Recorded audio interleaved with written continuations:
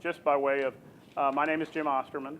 I was here from, oh God, I don't want to say this, 1974 to December of 1977. Back then we were on the quarter system, so if I say fall quarter, don't say, mine, I don't care.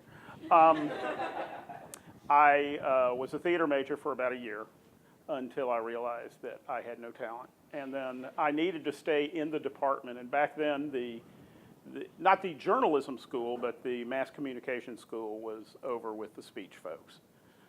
So I moved over there to get a degree in speech with an emphasis in mass communications, although we'd walk down by the lake and take journalism classes there. We take our broadcast classes there.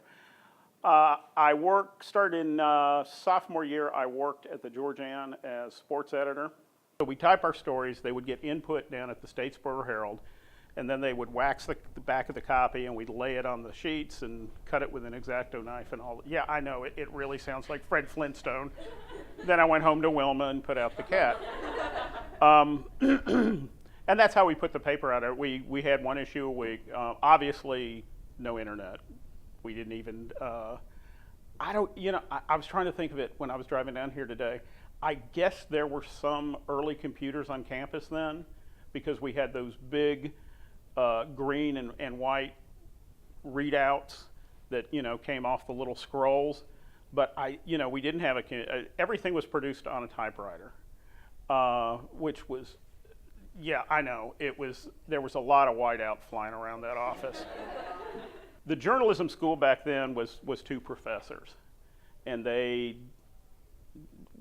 there weren't lots of facilities. It was a lot of theory and not a lot of hands-on stuff. So what we produced, I would say it was a pretty good paper, but not a great paper. My first summer here, I worked on the paper. We wrote a really critical article about what was going to be the new library, and suddenly our funding got cut. Magically, they said, you don't have that much money in your account anymore. What did we know? And then I stayed on another year as a copy editor, and I found out that if I thought I was a bad actor, I was a really bad copy editor. The biggest part of freelance, for me, the biggest problem I had, or the biggest challenge was self-promotion, getting out there, new business, generating new business. I don't like doing it. I mean, I know it's necessary. But it's like half a dozen job interviews a month, really big job interviews, not the little baby ones. Tell me about yourself and blah blah, but really critical stuff. Except the hard part is you've got to go create those opportunities, and you've got to get in to see people who really don't want to see you because there were a dozen of me all trying to get in there and see them. And the other thing is I would probably, and this was something else I wasn't very good at, was networking, because so much of what happens is somebody and they know somebody.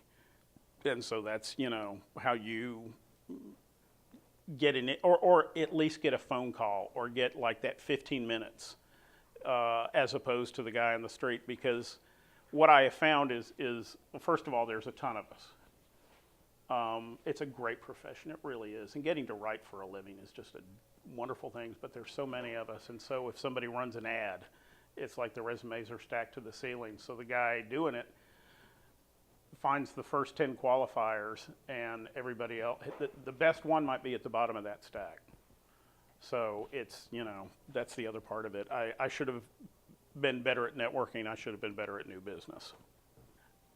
I think what I loved most was working at a daily paper where, things, and again, not being grandpa, we didn't have the internet, so I didn't have to worry about the fact that the story I filed this morning that is now on the press and will hit the streets at 6 o'clock tonight is going to be made obsolete because somebody on Twitter or Matt Drudge or whatever broke it. So my preference would be, daily newspaper work.